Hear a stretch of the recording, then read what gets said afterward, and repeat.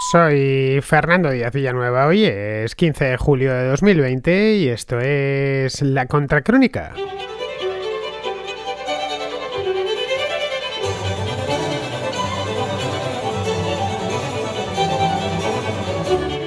Este domingo el conservador Andrzej Duda fue reelegido como presidente de Polonia, liderando una coalición de derecha denominada Derecha Unida. Con ese nombre no había lugar a equivocarse a la hora de seleccionar la papeleta. Duda no ha acusado el más mínimo desgaste a lo largo de su primer mandato, ya que obtuvo la victoria con idéntico porcentaje de votos que en el año 2015, exactamente el 51%, aunque eso sí, con una participación sustancialmente mayor. Este domingo fue del 68% frente al 55% que hubo en el año 2015, las últimas elecciones presidenciales. Andrzej Duda es un líder, como vemos, muy valorado en Polonia, especialmente en la Polonia central y oriental, pero ampliamente cuestionado en la otra parte del país, en la Polonia occidental y septentrional, y sobre todo en Bruselas, por su euroescepticismo y por sus intromisiones en el sistema judicial, pero también por su rechazo a lo que allí denominan, bueno, allí y aquí, ideología de género. Dentro de Polonia, Duda también es cuestionado, como os decía, en los voivodatos del oeste, del norte, lo que era la antigua Pomerania alemana y que hoy es polaca desde el año 1945, y en la capital, en Varsovia. Su adversario en estas elecciones era, de hecho, Rafał Trzaskowski, de la Plataforma Cívica, un antiguo eurodiputado que se hizo con la alcaldía de Varsovia hace solo un par de años, en el año 2018. Trzaskowski y Duda tienen exactamente la misma edad, nacieron los dos en 1972. Pues bien, el domingo Trzaskowski firmó un resultado muy meritorio, todo hay que decirlo, se hizo con el 49% de los votos, lo que deja a Polonia partida en dos regiones políticamente irreconciliables.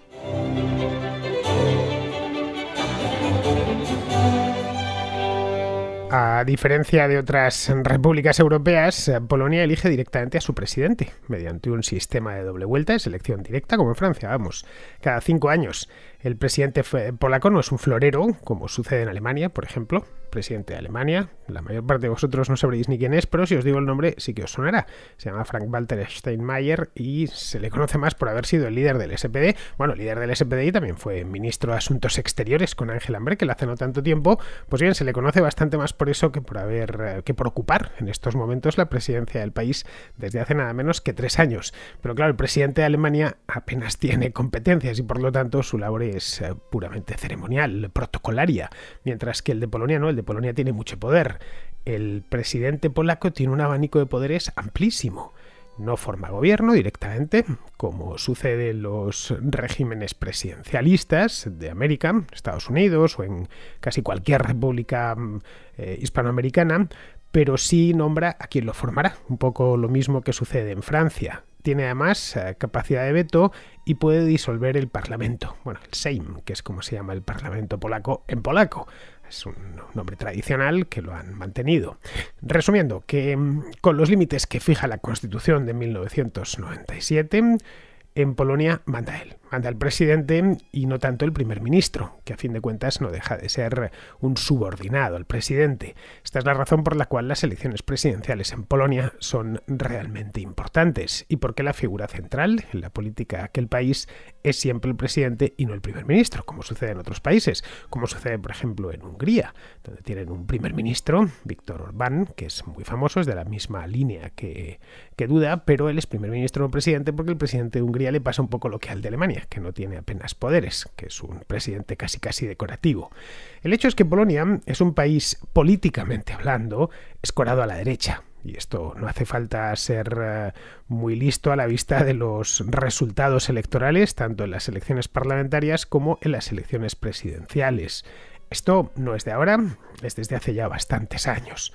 Esto tampoco es extraño, que Polonia o que Hungría o que ciertos países del este de Europa estén escorados hacia la derecha tiene cierta lógica. Son países que, especialmente Polonia, donde la dictadura fue muy dura, que padecieron 40 años de régimen comunista. Y bueno, como le sucede a sus vecinos de la República Checa, de Eslovaquia o Lituania, también es un vecino por el norte de Polonia, pues allí las opciones de izquierda son miradas por la población con algo de recelo. por regla general. Evidentemente hay de todo, pero vamos, no tienen ese plus de credibilidad que pueden tener en países como por ejemplo España, también en Alemania, también en Italia, donde la izquierda siempre ha ido con un plus de legitimidad. Es cierto que, en concreto, estos tres países que he citado, pues hay un antecedente. En España es el franquismo, en Alemania el nazismo, en Italia es el fascismo. El caso de Francia, donde la izquierda tiene mucho predicamento, ahí ni siquiera tuvieron, bueno, tendrían el régimen de Vichy, que quizá pues se agarren a eso. Pero vamos, todo esto no sucedió en los países del este de Europa y por lo tanto, pues allí, tanto en Polonia concretamente, tanto la religión, la católica, es un país muy católico, como los partidos de derecha conservadora tienen, pues eso, algo más de legitimidad que los de izquierda y pueden presumir de demócratas. Esto para que nos hagamos una idea de lo importante que es la historia y lo que pesa sobre el presente. Bien, desde que el año 2005 ganase las elecciones un tipo que os sonará también, un tipo llamado Lech Kaczynski, el centro izquierda, no hablaré ni siquiera de izquierda, centro izquierda, lo que sería una socialdemocracia y no especialmente dura, que se conoce allí como Plataforma Cívica, solo ha gobernado 5 años. Kaczynski os sonará porque se mató en un accidente aéreo muy llamativo en Smolensk, en Rusia. Se dirigía, lo recuerdo además, fue a principios de año, esto fue en 2010. Se dirigía a Rusia para un acto de homenaje a las víctimas de la matanza en el bosque de Katyn en el año 1939. Su avión, que era un avión ruso, por cierto, un Tupolev, se estrelló.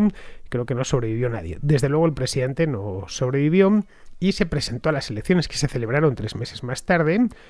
Creo que fue en mayo o junio de aquel año, se presentó su hermano Yaroslav Kaczynski, bueno, su hermano gemelo, de hecho costaba distinguirlos, porque eran como 2 gotas de agua los dos. Bueno, Yaroslav Kaczynski sigue por supuesto vivo, 10 años más mayor que cuando se mató su hermano, pero vamos, que muchos pensaron, bueno, para seguir casi gobernando el mismo, con el mismo apellido y la misma cara, lo único que con distinto nombre. El hecho es que Yaroslav Kaczynski no tuvo tanta suerte como el hermano y perdió las elecciones ante Bronislav Komorowski, que era el líder de la Plataforma Cívica en aquel momento. Fue de cualquier manera una elección bastante ajustada. Bien, ahí en ese momento, en 2010, ya se vio que Polonia estaba partida en 2, tanto política como geográficamente, o que esa división entre 2 opciones políticas distintas no se distribuía de manera más o menos uniforme por el territorio, sino que lo que teníamos eran, por un lado, las regiones del este y del centro, que eran más bien de derechas, y las del oeste y del norte más bien de izquierdas o centro-izquierda. Curiosamente, de manera un tanto llamativa, coincide esta división con los Osgebite alemanes de antes de la guerra, es decir, las regiones de Silesia o Pomerania, que fueron anexionadas por Polonia, vaciadas de alemanes. Bueno, no vaciadas del todo, sigue habiendo todavía en Silesia una pequeña minoría de alemanes, pero que debe de rondar los 150.000 individuos más o menos. Tienen incluso hasta un propio partido, la minoría alemana.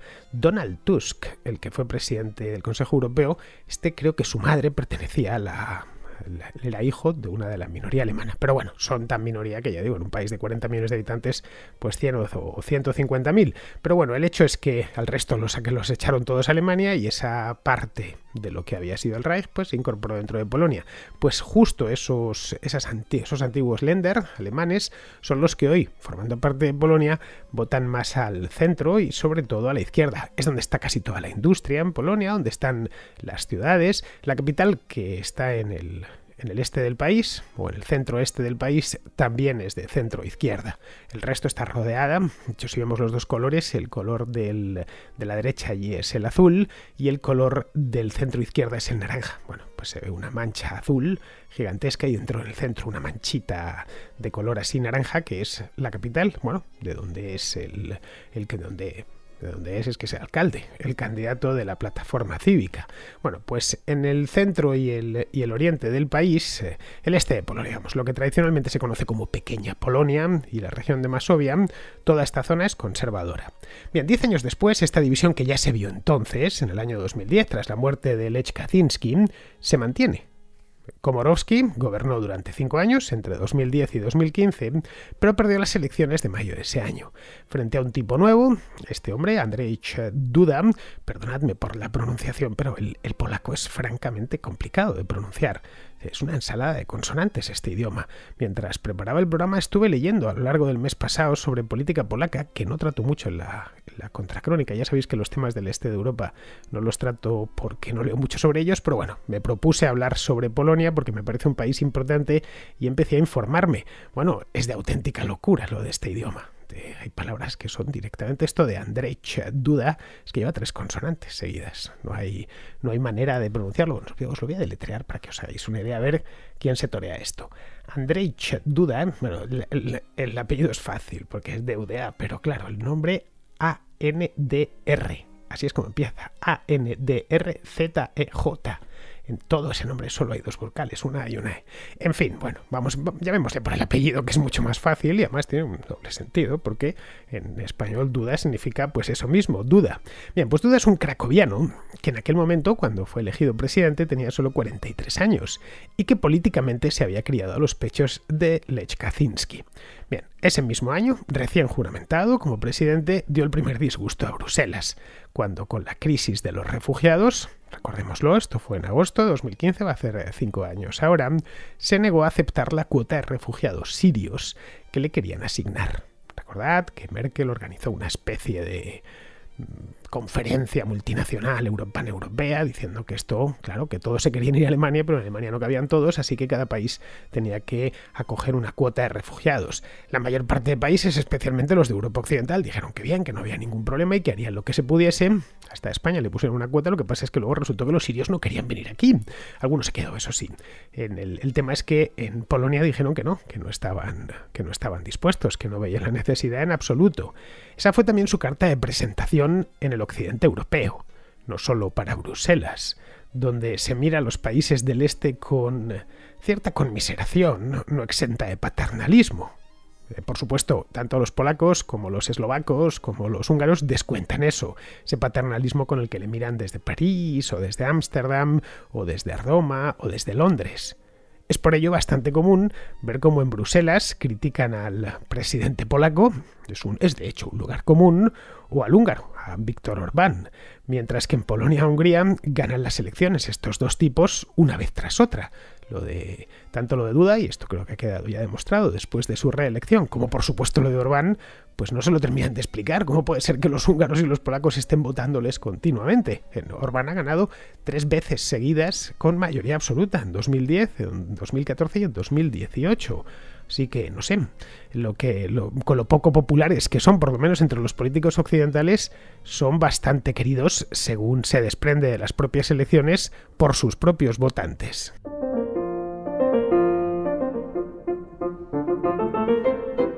En Polonia sucede algo similar con Duda, algo parecido a lo de Orbán, y con su partido, que se llama Ley y Justicia. En la primera vuelta, que se celebró el pasado día 28 de junio, obtuvo el 43% de los sufragios, y en la segunda escaló hasta el 51%. Bien, el otro, Trzaskowski es todavía más difícil de pronunciar que el nombre de Duda, y en este caso además no me puedo ir al nombre y no al apellido porque habrá que llamarle de alguna manera. Bueno, Trzaskowski hizo un 30% en la primera vuelta y un 49% en la segunda, es decir, que su crecimiento fue mayor de una vuelta a la otra. Esto nos vendría a decir que el centro izquierda polaco está más atomizado, por lo que sería fácil explicar que las legislativas, Ley y Justicia, se hiciese con la mayoría absoluta del Sejm, del Parlamento polaco, reforzando así, pues ya de paso, los poderes de Duda, que ya de por sí son notables, como os decía al principio. En las legislativas polacas del año pasado, de 2019, el centro izquierda se presentó dividido en 2 grandes formaciones. Había unas cuantas más, pero las 2 principales eran la coalición cívica, la plataforma esta de la que os hablaba, y la izquierda, llamada así, tal cual, como suena izquierda. Bueno, en polaco, Lewica, que debe de significar izquierda en polaco. Bien, pues estas 2 formaciones evidentemente dispersaron el voto, dando a Ley y Justicia la mayoría absoluta, que es con la que gobierna. La pregunta que tocaría hacerse en este punto, o mejor dicho, la pregunta que tocaría hacerse en el occidente europeo y por extensión en el mundo hispano, que a fin de cuentas cultural y políticamente es parte del occidente europeo, es por qué un tipo como Duda y su partido levantan semejantes pasiones en Polonia. La derecha allí, ojo, no es como la derecha española, como la derecha alemana o como la derecha argentina, por llevármelo al otro lado del Atlántico. es, digámoslo así, mucho más auténtica, por utilizar esa palabra, o mucho más a la derecha de lo que está a la derecha en este lado de Europa.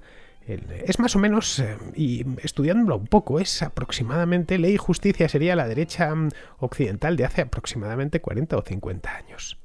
Al menos en asuntos como el aborto, por ejemplo, o el matrimonio homosexual. Ambos, por supuesto, y no hace falta ni que lo recuerde, completamente ilegales en Polonia.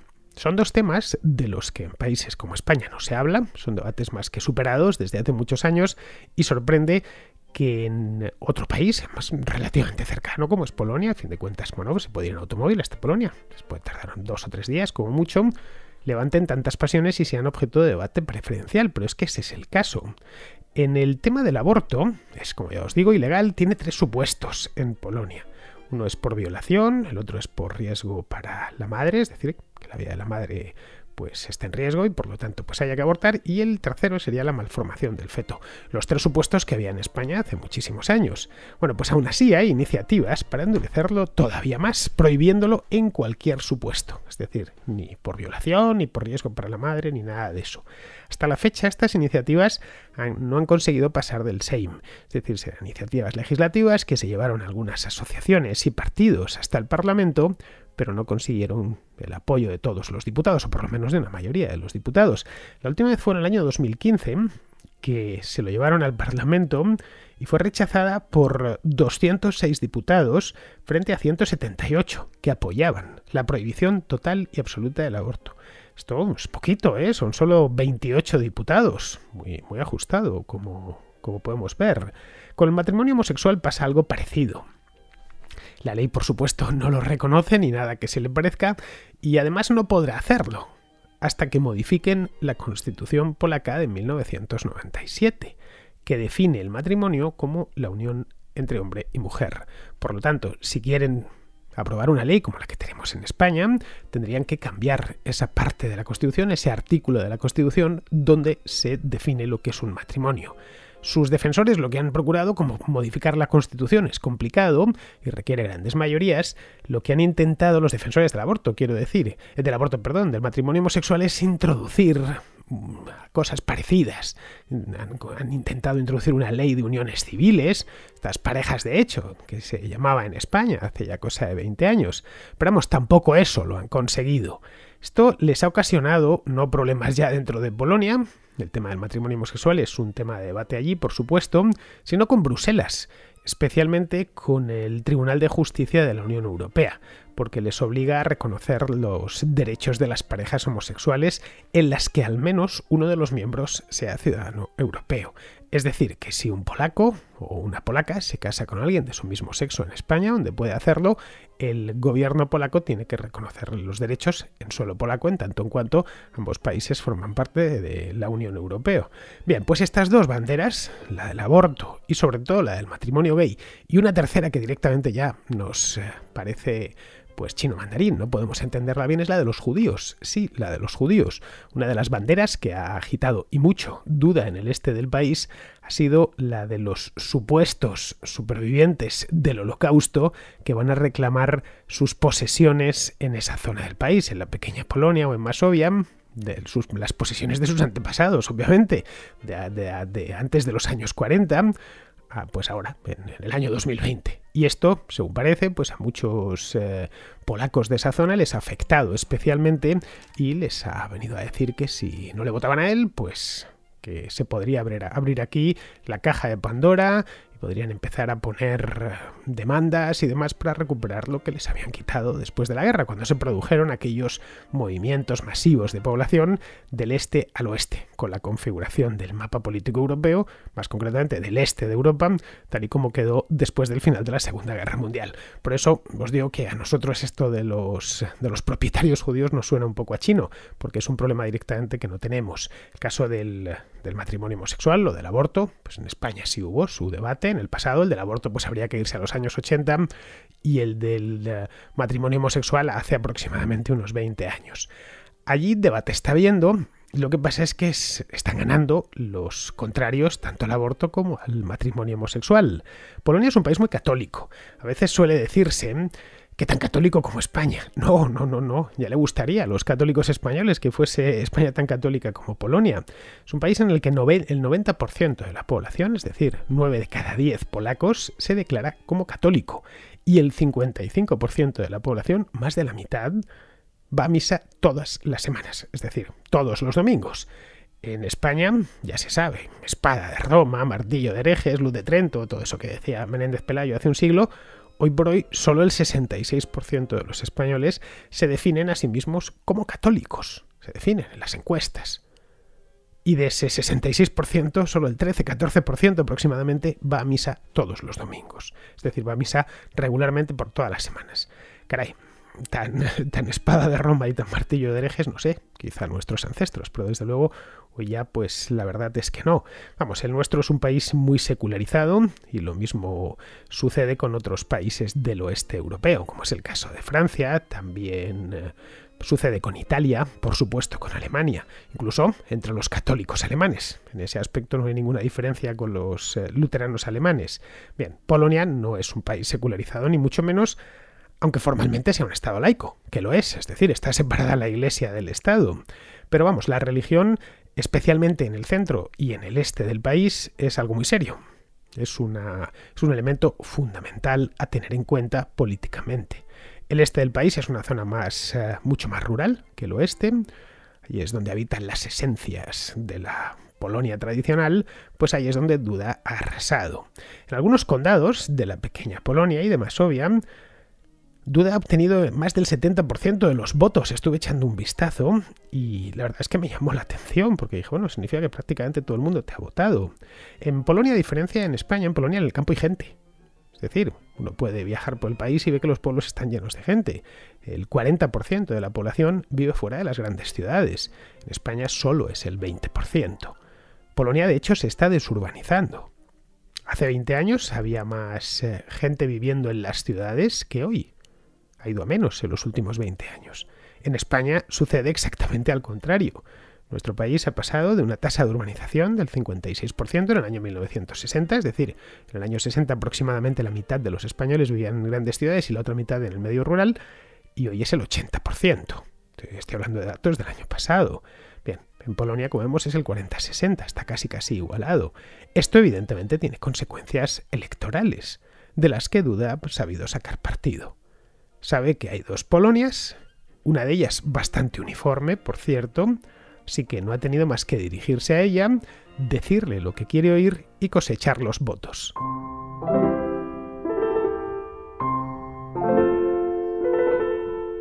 Vamos con la contrarréplica. Empezamos con Jorge de Guadalajara, en México, que hace algunas precisiones sobre el programa de ayer que hice sobre la visita de López Obrador a Washington. Viendo tu programa en que hablas de la visita de Andrés Manuel López Obrador al presidente Donald Trump en Estados Unidos, creo que tienes un pequeño error de apreciación. Es decir, AMLO no le está beneficiando a Trump porque hubo muchas manifestaciones de repudio hacia Andrés Manuel López Obrador de parte de la comunidad mexicana que reside en Estados Unidos y específicamente ahí en Washington. La popularidad de López Obrador va en picada aquí en México, va ahorita por un 46%, si no es que es menor. La gente está muy, pues digámoslo, entre decepcionada.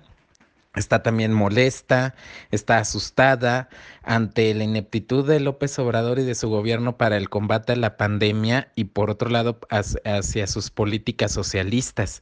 Entonces, en Estados Unidos, muchos están viendo esta situación de que como López Obrador pues muestra cierta connivencia con el narcotráfico, la liberación de Ovidio Guzmán, que tenía un pedimento de extradición de parte del gobierno de Estados Unidos, y el cómo saludó amigablemente a la mamá del Chapo Guzmán. Y aparte, pues todas estas políticas socialistas y estas amenazas que ha hecho López Obrador hacia las instituciones que pueden llevar al país a irnos hacia una dictadura de izquierdas. El hecho de que Trump le dé su respaldo y acepte los halagos y le aplauda y le celebre a alguien que está ligado totalmente a enemigos ideológicos y de seguridad de Estados Unidos, es a mi parecer un gran error de parte del presidente Trump. Y esto le puede restar votos tanto de la comunidad mexicana residente allá, como también de parte de muchos votantes republicanos que ahora sorprendidos ven que Trump está respaldando a un gobernante de izquierdas, un gobernante que no es, digamos, que no es amigable con Estados Unidos, ni compatible con las políticas de Estados Unidos, ni con la ideología del Partido Republicano. Trump probablemente se ha ido, y yo lo he visto también por varios simpatizantes americanos o gringos de Donald Trump, que son amigos míos. He visto que ellos creen o ven a Andrés Manuel López Obrador como una especie de Trump mexicano, también lo ven como una especie de outsider que llegó a enfrentarse a una clase política y, y al final obtuvo la presidencia, lo cual es una percepción bastante equivocada. A diferencia de Trump, López Obrador es un político profesional que ya tiene muchísimos años en esto, que empezó en el PRI, que además desde su juventud, mientras militaba en el PRI, según se ha obtenido información, desviaba recursos del partido para apoyar al Partido Comunista Mexicano, que siempre ha simpatizado con la izquierda, es un político profesional y que además, a diferencia de Trump, cuenta con todo el respaldo y el apoyo de la élite o de los grandes intereses financieros y de los medios de comunicación en México, como quedó patente esto con la comitiva que lo acompañó a su visita en Washington, como Carlos Slim principalmente y Ricardo Salinas Pliego. A diferencia de Trump, que está enfrentado a esa misma élite en su país. Entonces, creo que ahí hay un gran error, un gran desconocimiento de la realidad de aquí, de México y de la situación que se está viviendo. Entonces, ahí es donde tenemos, pues, una serie de situaciones que le pueden afectar negativamente a Trump en las próximas elecciones. Pues a ver, Jorge, yo creo que Trump ha utilizado la visita de López Obrador más para atacar a los demócratas, lo ha hecho en clave interna, que para captar voto hispano. Para los hispanos en Estados Unidos, AMLO no significa gran cosa, no es un símbolo de nada, pero para los demócratas sí que lo es. Lo ven como un líder hispano de izquierdas y con eso ya les basta. Los gringos tienen un problema con los hispanos. Y es que nos tratan a todos igual, nos meten a todos en la misma caja. No son conscientes de lo diverso que es el mundo hispano. Primero lo trataron de encasillar todo este fenómeno en una raza, luego ya se dieron cuenta que no era tan fácil, pero vamos, recuerda, son anglos y por lo tanto poco amigos de los matices. Les encantan las etiquetas, los rankings y las categorías absolutas. Por eso les cuesta entender el mundo árabe, pero también el mundo hispano. El demócrata medio estadounidense te oye hablar en español y ya asume que eres una víctima del imperialismo yanqui y que tus intereses son exactamente los mismos que los 450 millones de hispanohablantes que hay en el planeta. Luego ven a los cubanos de Miami y bueno, les hace un mal contacto, pero vamos, no les saca del cliché. ¿Por qué? Pues entre otras cosas porque no se toman ni el trabajo de aprender nuestro idioma.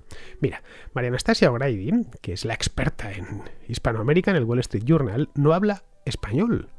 Y lo sé de primera mano porque le hice una entrevista hace unos años, me dirigí a ella en español, suponiendo que el idioma lo controlaba bien. Caray, no escribe de otra cosa esta mujer. Y me pidió que me dirigiese a ella en inglés, y me lo pidió en inglés, ni siquiera empleó un español garbancero para decírmelo, nada. Pensé que, bueno, esta mujer, ¿cómo podía estar todo el día pontificando sobre Venezuela, sobre Argentina o sobre el Perú, si ni siquiera puede leer nuestros periódicos? Bueno, algo similar pasa con Noam Chomsky. Se ha pasado 20 años alabando a Hugo Chávez y ni siquiera le entendía en los discursos. James Petras sí, ese sí habla español. Pero vamos, es la excepción, no la norma. Pues bien, con ese panorama es fácil crear mitos, y Obrador para los demócratas es uno de ellos, y de eso mismo es de lo que se ha valido Trump. Bien, seguimos con David, que está en Nueva York, y nos pone al día de la situación en Estados Unidos con respecto al tema de las manifestaciones de Black Lives Matter. Quería hablar un poco de lo que está ocurriendo estos días en Estados Unidos, donde vivo ahora mismo. Bueno, como sabes y has tratado anteriormente, desde la muerte de George Floyd, prácticamente el país entero se vio inmerso en en numerosas revueltas, en episodios de violencia que aún a día de hoy continúan. Estamos viendo sobre todo grandes ciudades demócratas siendo vandalizadas y siendo destruidas por grupos de extrema izquierda y grupos autodenominados antirracistas. Las hemos visto empapeladas y pintarrajeadas con el ya famoso lema Black Lives Matter. Hemos visto incluso el otro día al alcalde de Nueva York dignándose y remangándose para pintar las famosas letras amarillas en la Quinta Avenida, curiosamente delante de la Torre Trump.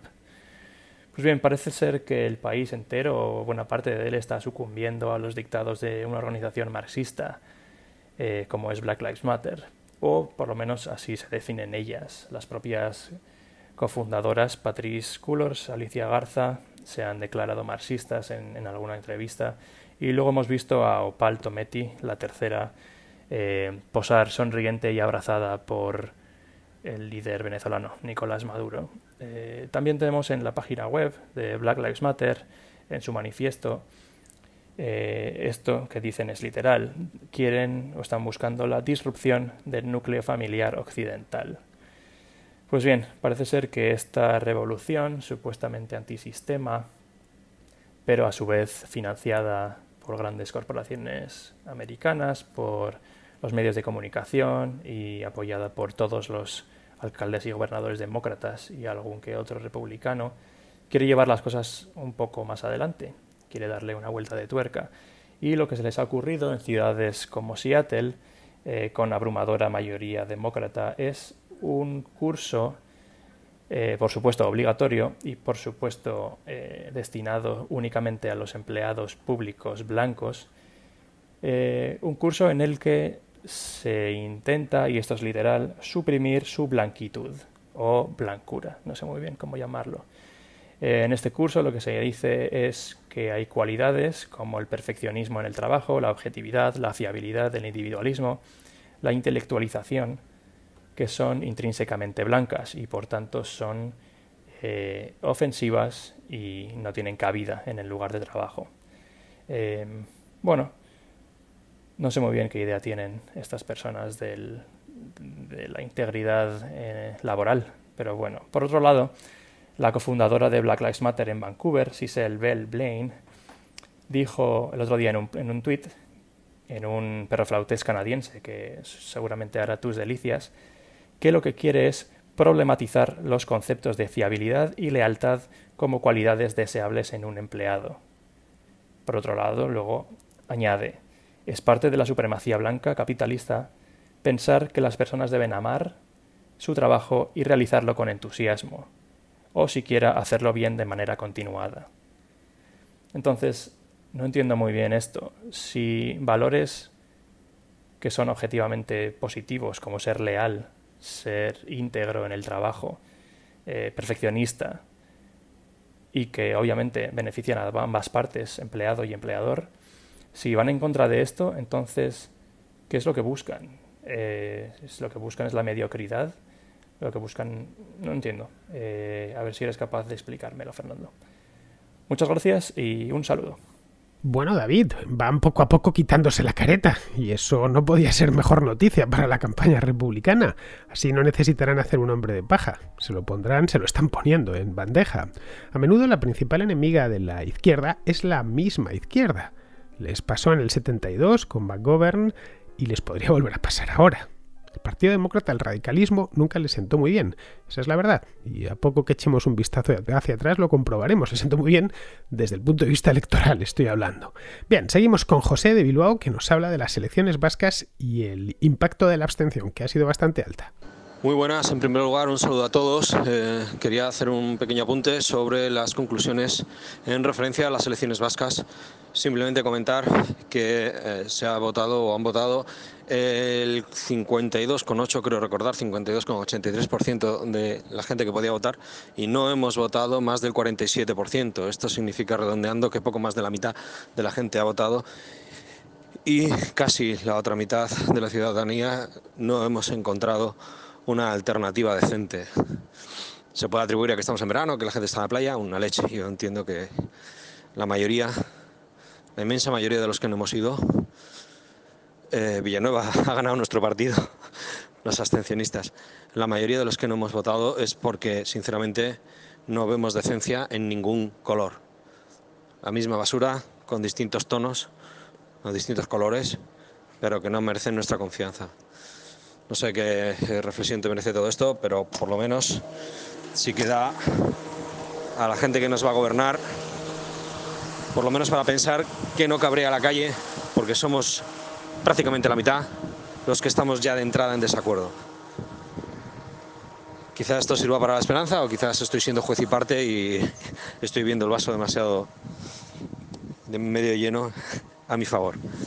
Pero creo que el descontento es genérico. El desapego, no sé por qué, no llega gente honrada a gestionar partidos. Se trata de gestión. La ideología te la metes donde quieras. Yo lo que quiero es que me gestiones bien, coño. Y no sé, no veo alternativa. En fin, un saludo a todos y escucho las opiniones del resto si quieren participar y la tuya. Gracias por todo. La baja participación en las elecciones vascas del domingo creo que se debe a lo despolitizada que está la sociedad vasca desde hace ya unos cuantos años. La participación en las autonómicas viene cayendo desde hace 20 años. En 2001 la participación fue del 78%. El domingo pasado fue del 52%. En 2015 fue del 60%. En 2012 del 63%. En 2009 del 64%. En 2005 del 67%. Caray, como ves, ha ido poco a poco, lenta pero inexorablemente cayendo. Ni siquiera la irrupción de Podemos, allá por 2014-2015, hizo repuntar la participación, como sí sucedió en otras partes de España, el desencanto, bueno, pues aparecen nuevos y a eso sí que se les vota. Nada, no, simplemente hay poco interés en la política. Y eso no necesita mucha demostración, no hay más que ir por allí y comprobarlo. En Cataluña, como sabemos, es un tema omnipresente, en el País Vasco no. Hoy por hoy estoy hablando. El País Vasco de hoy no es el del año 95, ¿eh? Y sinceramente creo que eso es bueno. Una sociedad politizada es una sociedad enferma y enfrentada. En las elecciones al Consejo Nacional Suizo, por ejemplo, te pongo un ejemplo del año pasado, fueron en 2019, solo votó el 45%. Y eso es lo habitual, ronda entre el 40 y el 50%. Eso no significa que los suizos estén desencantados en absoluto, sino que pasan de política y van a lo suyo. Sus derechos y libertades están reconocidos y no ven la necesidad de ir a votar, ya porque no les interesa, ya porque no les gusta ningún partido, ya porque tienen mejores cosas que hacer ese día. La abstención no es sinónimo de censura ni de desencanto ni de censura al sistema. Yo no voy a votar porque no me da la gana, pero no porque esté desencantado, ni porque quiera censurar al sistema político. A mí el sistema político español, en líneas generales, me parece bien y estoy a gusto con él. Otra cosa es que, no sé, me intentasen cambiar la Constitución o algo así. En ese caso sí que quizá pues me sentiría empujado hacia las urnas. No es el caso, por ahora no ha sido. Así que, José, créeme, el politiqueo es malo, es algo propio de países subdesarrollados. Así que esto de que la mitad de los vascos que emplearon un magnífico día de verano en hacer sus cosas y no ir a votar, esos vascos nos han dado una lección, pero una lección de lo importante en la vida que son los asuntos personales y no el politiqueo. Así que yo celebro que vote solo y no considero que sea una censura al sistema en absoluto. Y ahí tienes, y no sé de qué se van a quejar si el País Vasco va como un tiro, caray, mira la tasa de desempleo. Mira lo bien que funciona aquella región. Vamos, no veo ningún motivo de desencanto ahora mismo en el País Vasco. Lo había bastante en el año 2000 o lo había en el año 1980, pero hoy por hoy en absoluto. Muy bien, pues vamos con Pizarro, que nos habla de la visita de López Obrador a Washington. La concordia entre los Estados Unidos de Norteamérica y los Estados Unidos mexicanos es una situación deseable que siempre conviene a gringos, y ahora le conviene especialmente a Donaldo, pues es un barniz prohispano, propresidencial y contrademócrata de cara a las cercanas elecciones, y que siempre resulta imprescindible para los mexicanos dada su absoluta dependencia económica. Las presidenciales próximas al norte y la economía ruinosa crónica al sur han propiciado un encuentro de sonrisas y apoyo mutuo entre dos individuos que probablemente se detestan, pero que representan a dos países abocados a la convivencia idealmente cordial. En esta ocasión, el norteño maquilla su xenofobia y el sureño pone pragmatismo a su fantasiosa utopía transformadora. Un cordial saludo de Pizarro. Y con esto, queridos amigos, hemos terminado la contra de hoy y ya sabéis, mañana, que será jueves, estaré por aquí. Mañana, por cierto, lo digo para los fans de la contrahistoria. Vamos a hacer el jueves por la noche, a las 10 de la noche, hora española, es decir, por la tarde en Hispanoamérica. Tenemos a Alberto Garín y yo una cita con nuestros seguidores en YouTube. Vamos a hacer la primera contrahistoria en directo. Lo digo para que os lo apuntéis en la agenda por si queréis. De cualquier manera, crearé el directo, a ver si lo hago ahora en un ratito, para que os avise YouTube directamente. Va a ser un directo en toda regla, no esos programas en vivo que hacíamos, sino que estaremos él y yo juntos y podremos responder preguntas en directo. A ver qué tal sale. Tengo a Alberto un poquillo asustado porque no ha hecho ninguno, pero bueno, estoy convencido que va a salir muy bien. Bien, pues con esto me despido de vosotros. Hasta mañana.